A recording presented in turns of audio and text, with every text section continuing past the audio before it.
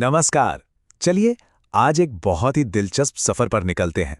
हम देखने वाले हैं भारतीय संविधान के वो पहले 51 आर्टिकल्स जो उसकी बिल्कुल बुनियाद हैं।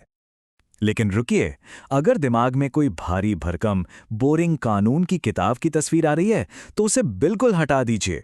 यकीन मानिए, ये उससे कहीं ज्यादा दिलचस्प है। असल में ये एक देश को बनाने की कहानी है, एक ब्लूप्रिंट, वो नक्शा जिसने भारत की नींव रखी।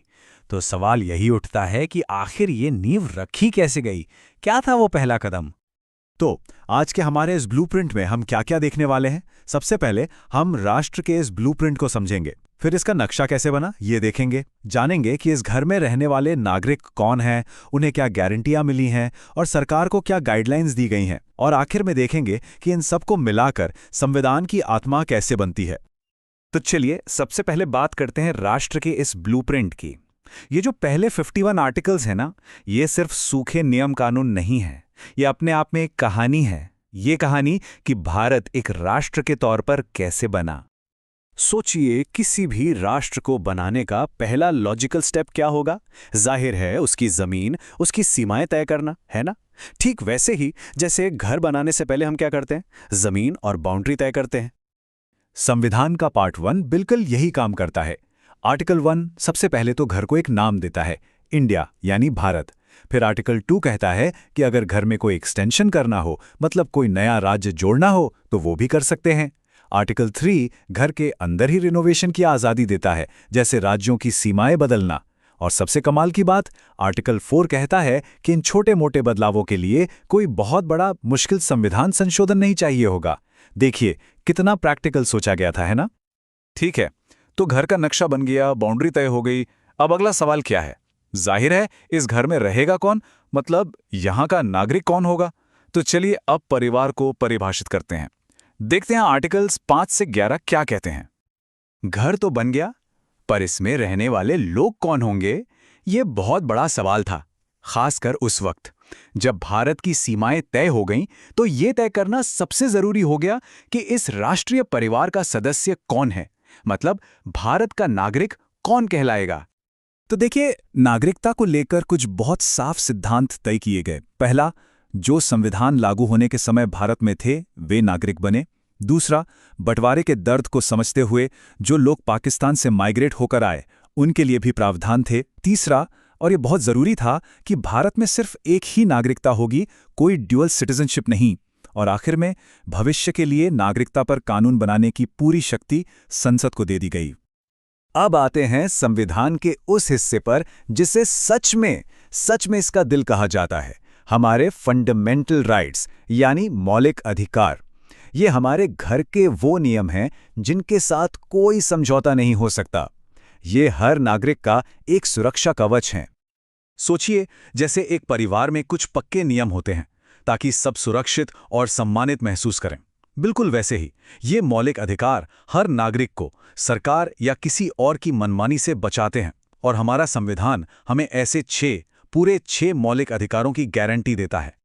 और ये सिर्फ कागजी नियम नहीं है, ये 6 पक्की गारंटियां हैं। ये हर नागरिक के सम्मान और विकास की नींव हैं। इनमें शामिल है समानता का अधिकार, आज़ादी का अधिकार, शोषण के खिलाफ अधिकार, अपने धर्म को मानने की आज़ादी, अपनी संस्कृति और शिक्षा का अधिकार, और सबसे आखिर में संवैधानिक उपचार का अधिकार। पर एक मिनट, नियम तो बन गए, लेकिन सोचिए, अगर इन नियमों को कोई तोड़े तो? अगर किसी के अधिकारों का हनन हो तो वो इंसान कहां जाएगा? इन नियमों का क्या फायदा बिना किसी रेफरी के? इसी सवाल का जवाब है आर्टिकल 32, और इसकी अहमियत इतनी ज्यादा थी कि खुद डॉक्टर BR अम्बेडकर ने इसे संविधान की आत्मा और उसका दिल कहा था। अब जरा सोचिए, ऐसा क्यों?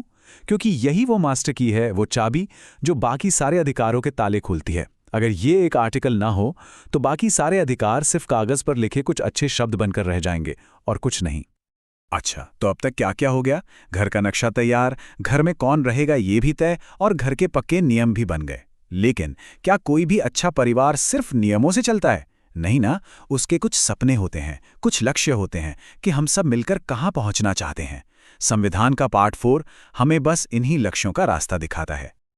और ये लक्ष्य हैं राज्य के नीति निर्देशक तत्व या डायरेक्टिव प्रिंसिपल्स। अब यहाँ पर फंडामेंटल राइट्स और इन प्रिंसिपल्स का फर्क समझना बहुत जरूरी है। देखिए, मौलिक अधिकार एक तरह से बाड़ की तरह हैं।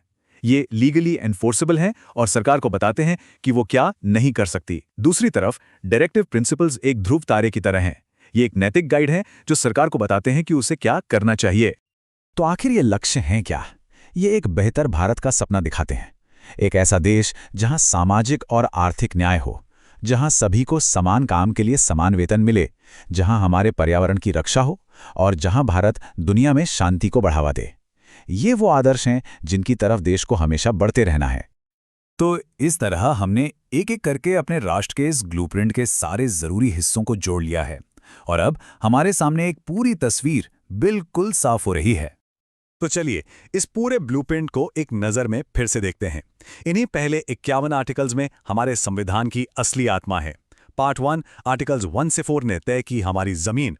पार्ट 2 आर्टिकल्स 5 से 11 ने तय किए हमारे लोग। पार्ट 3 आर्टिकल्स 12 से 35 ने तय किए हमारे नियम और पार्ट 4 आर्टिकल्स 36 से 51 ने तय किए हमारे लक्ष्य। जमीन, लोग, नियम और लक्ष्य, एक राष्ट्र का पूरा ब्लूप्रिंट। और ये सब हमें एक बहुत बड़े सवाल पर लाकर छोड़ देता है। 70 साल से भी ज्यादा पहले लिखा गया ये ब्लूप्रिंट आज के भारत को कैसे रास्ता दिखाता है? ये एक ऐसा सवाल है जिसका जवाब हम सबको आज भी मिलकर खोजना है।